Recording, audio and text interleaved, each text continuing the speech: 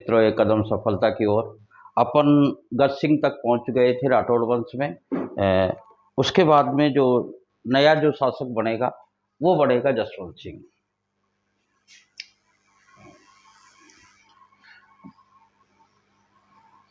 देखो, जसवंत सिंह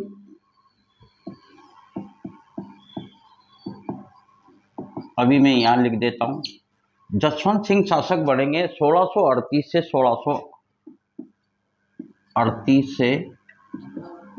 78 तक। उस समय दिल्ली का शासक है शाहजहां।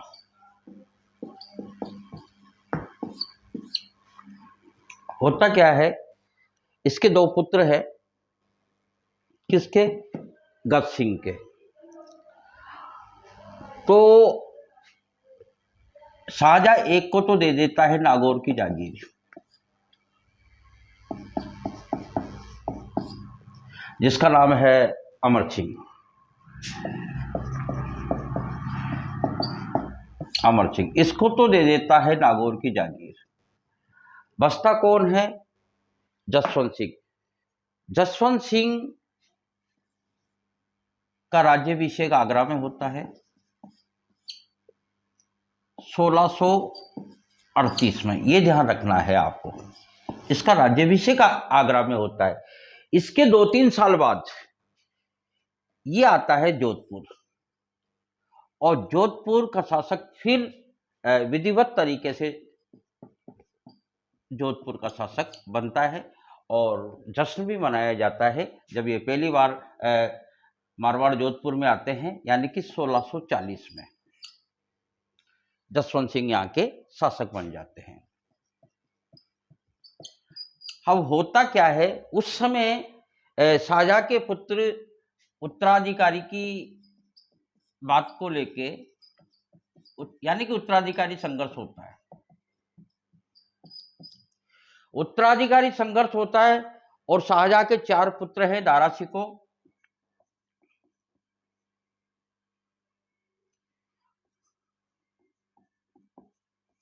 और इधर रहता है क्या नाम से है जो मुराद और औरंगजेब। मुराद, औरंगजेब, इनके बीच में संघर्ष होता है, और जसवंत सिंह सहयोग करते हैं किसका? दारा शिकोह का। और जीत कौन जाता है? औरंगजेब।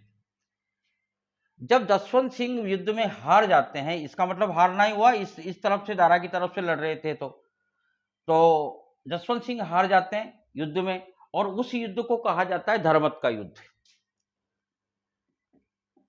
धर्मत का युद्ध ये कब होता है? ये होता है 1658 में, मध्य प्रदेश एमपी में। जब इस युद्ध में हार जाते हैं ये, तो ये जाते हैं वापस उदयपुर, जोधपुर। जोधपुर जब ये जाते हैं, तो इनकी जो रानी है जसवंत दे,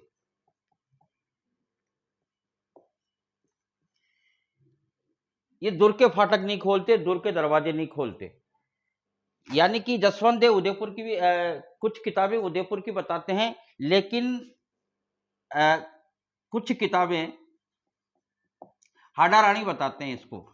यानी कि ये हाड़ा राजा छत्रसाल की पुत्री बताते हैं। तो जो भी है, यानी कि दुर्ग के फाटक नहीं खोलते और उनसे मना कर देते हैं। तो के उसका कारण यह है कि युद्ध में हार के आते हैं, और हाड़ा रानी ये कहती है कि क्षत्रिय या तो विजय होके आते हैं या फिर वीरगति को, युद्ध के मैदान में वीरगति को प्राप्त होते हैं। इस तरीके से कहने का मतलब फाटक नहीं खोलते। फिर बाद में राजमाता की समझाइश से फाटक खोले जाते हैं, और ये जसवंत सिंह हाड़ा रानी से कहता है कि मैं अगले युद्ध में जरूर इसमें विजय होके आऊंगा। तो दूसरा जो युद्ध होता है उत्तराधिकारी को लेके, वो दूसरा युद्ध होता है दोराई का युद्ध। 1 साल बाद ही होता है, 59। ये 58 में हुआ और ये 59 में हुआ। वही दारा शिकोह और औरंगजेब, एक तरफ औरंगजेब रहेगा। अब महाराजा जसवंत सिंह क्या करते हैं, महाराजा जसवंत सिंह अब औरंगजेब की तरफ से लड़ते हैं। अब औरंगजेब की तरफ से लड़ते हैं, औरंगजेब उस समय भी जीता था और इस समय भी जीता है। जीतते ही और जीत का जश्न भी मनाते हैं। अब ये क्या करता है कि ये औरंगजेब महाराजा जसवंत सिंह को अधिकतर बाहरी अभियानों में भेजता है। तो उस समय ये क्या है, क्या नाम से है, जो इसमें काबुल अभियान पे गए थे।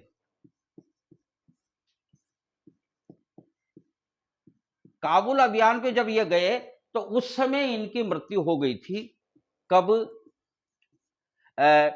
इसमें जमरूद में, एक जगह है जमरूद, अफगानिस्तान में पड़ता है, अफगानिस्तान में पड़ती है ये जगह। तो इनकी मृत्यु हो गई थी 28 नवंबर 1678 को।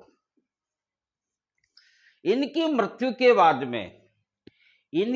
के बाद में औरंगजेब एक कमेंट्स करता है, क्योंकि ये स्वतंत्र प्रवृत्ति के राजा थे और मुस्लिम सत्ता को स्वीकार नहीं करते थे। ये दिल से तो किसी ने स्वीकार नहीं किया, पर ये स्वतंत्र प्रवृत्ति के जिस तरीके से राजा थे उस तरीके से स्वतंत्र प्रवृत्ति को, ये मुस्लिम संस्कृति को ये स्वीकार नहीं करते थे, लेकिन खुले रूप से विरोध तो नहीं कर सकते थे। तो औरंगजेब भी इस बात को जानता है। तो औरंगजेब एक कमेंट्स करता है और वह कमेंट्स है कि आज कुफ्र का दरवाजा टूट गया। इस बात को कहता है। कुफ्र का मतलब होता है धर्म विरोधी, क्योंकि ये इस्लाम का धर्म विरोधी था। तो जसवंत सिंह की मृत्यु के बाद में औरंगजेब ये कहता है कि आज कुफ्र का दरवाजा टूट गया। देखो, कुफ्र से लेकर दो कमेंट्स है, ये दोनों आपको ध्यान में रखने पड़ते हैं, घुमा फिरा के पूछे जाते हैं। एक कमेंट्स होता है रणथंबोर में। रणथंबोर में जब अलाउद्दीन खिलजी विजय प्राप्त कर लेता है, तब उसके साथ आया अमीर खुसरो जो साहित्यकार था, उसने ये कहा था कि आज कुफ्र का गढ़ इस्लाम का घर हो गया। तो ये आपको दोनों याद रखने हैं। औरंगजेब ने तो क्या कहा था जसवंत सिंह की मृत्यु के बाद कि आज कुफ्र का गढ़, कुफ्र का दरवाजा टूट गया। और जोधपुर रणथंबोर में ये कहा था अमीर खुसरो ने कि आज कुफ्र का गढ़ इस्लाम का गढ़ हो गया। तो ये चीज आपको याद रखनी है। तो अगला शासक जो रहेगा, उससे पहले अपन दो तीन चीजें और महत्वपूर्ण, जो परीक्षा की दृष्टि से छोटी परीक्षा हो या बड़ा कंपटीशन हो, सभी में पूछी जाती है। वो क्या पूछी जाती है? देखो, महाराजा, ये महाराजा की उपाधि शाहजहां ने दी थी। महाराजा जसवंत सिंह के दरबार में दो व्यक्ति थे, दोनों महत्वपूर्ण व्यक्ति हैं। पहला है मोहनोत नैणसी। मोहनोत नैणसी, इन्होंने एक साहित्य की रचना भी की थी, क्योंकि साहित्य से भी प्रश्न पूछा जाता है। भाषा भूषण इनका एक साहित्य है, जसवंत सिंह जी का भाषा भूषण। याद रख लेना, कभी कभार ऐसे डीपली क्वेश्चन पूछ लिए जाते हैं। महाराजा जसवंत सिंह जी के दीवान बताए जाते हैं ये मोहनोत नैणसी। मोहनोत नैणसी दरबारी कवि भी थे, साहित्यकार भी थे। तो मोहनोत नैणसी ने दो रचनाएं की है। एक तो नैणसीरी ख्यात, नैणसीरी ख्यात, और दूसरी है, देखो नैणसीरी ख्यात अधिकतर ख्यात चारण और भाटों के द्वारा लिखी जाती है, यानी कि चारण, भाट, बारट ऐसी जातियां होती है जो ख्यात लिखती है। यह एक ऐसी ख्यात है जो चारण भाटों द्वारा नहीं लिखी गई है, सबसे प्राचीन ख्यात है, इसमें ह शब्द का प्रयोग नहीं हुआ है। तो ऐसी चीजें डीपली पूछी जाती है, तो ये आप याद रखना, क्योंकि राजस्थान की सबसे प्राचीन ख्यात है। डॉक्टर ओझा तो ये कहता है कि अगर ये ख्यात, नैणसीरी ख्यात अगर कर्नल जेम्स टोड को मिल जाती तो फिर मारवाड़ का इतिहास ही अलग होता। तो इस तरीके की बहुत सारी बातें। तो नैणसीरी ख्यात सबसे प्राचीन ख्यात है जो चारण भाटों द्वारा नहीं लिखी गई और इसमें ह शब्द का प्रयोग नहीं हुआ। दूसरी जो इनकी रचना है वो मारवाड़ा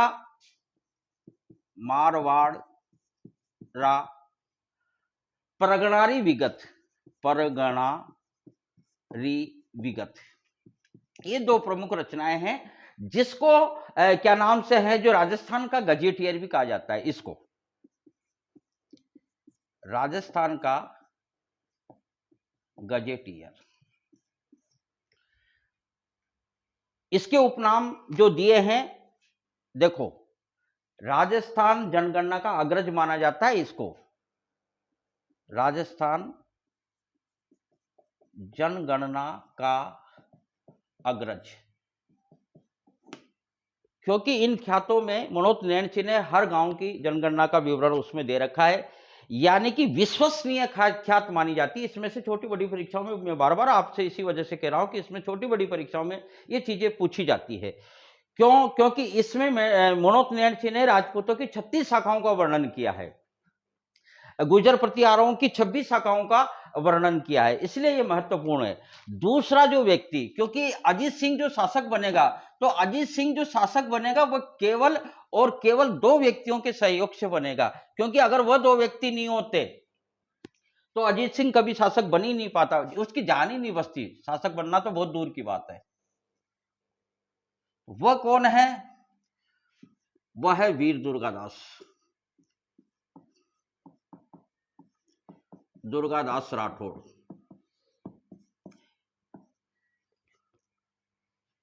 पिता का नाम आस्करण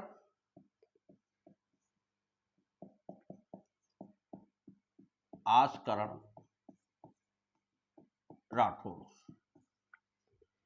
इनका जो जन्म हुआ 1638 में हुआ, 1638। ये आपका इसका जन्म का ध्यान रखना पड़ेगा, सालवा गांव जोधपुर पड़ता है।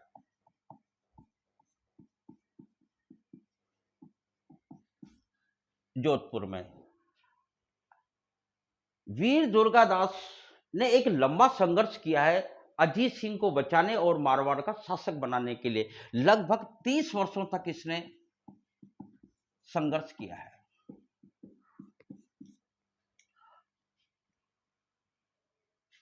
अब देखो, इसके बहुत सारे उपनाम हैं।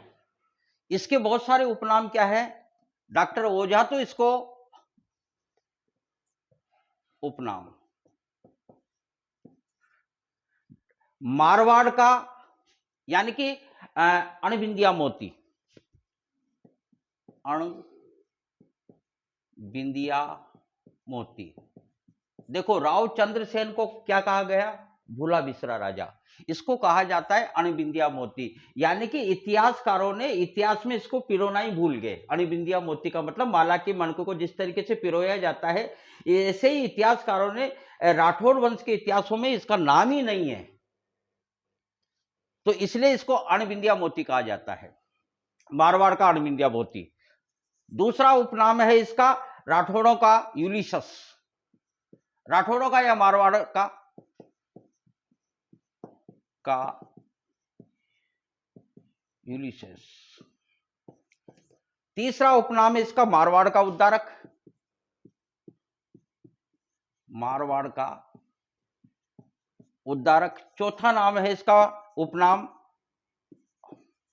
मारवाड़ का रक्षक, क्योंकि इसकी रक्षा की वजह से ही अजीत सिंह अगले शासक बन पाएंगे जोधपुर के।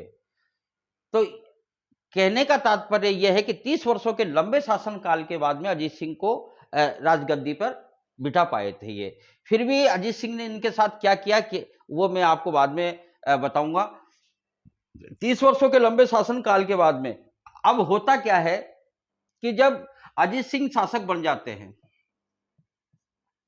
जैसे तैसे दुर्गादास, और जैसे मारवाड़ में पन्नाधाई है ना, ऐसे ही सॉरी मेवाड़ में पन्नाधाई है, ठीक उसी तरीके से मारवाड़ में, यानी कि मारवाड़ की पन्नाधाई,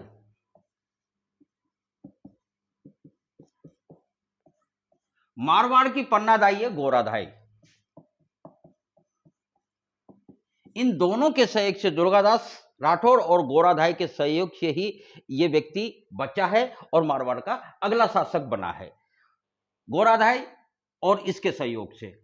अब होता क्या है, उसके बाद में जब ये अजीत सिंह शासक बन जाता है, 1707 में ही खालसा घोषित कर दिया था, क्योंकि औरंगजेब ने यह कहा था कि आज कुफर का दरवाजा टूट गया।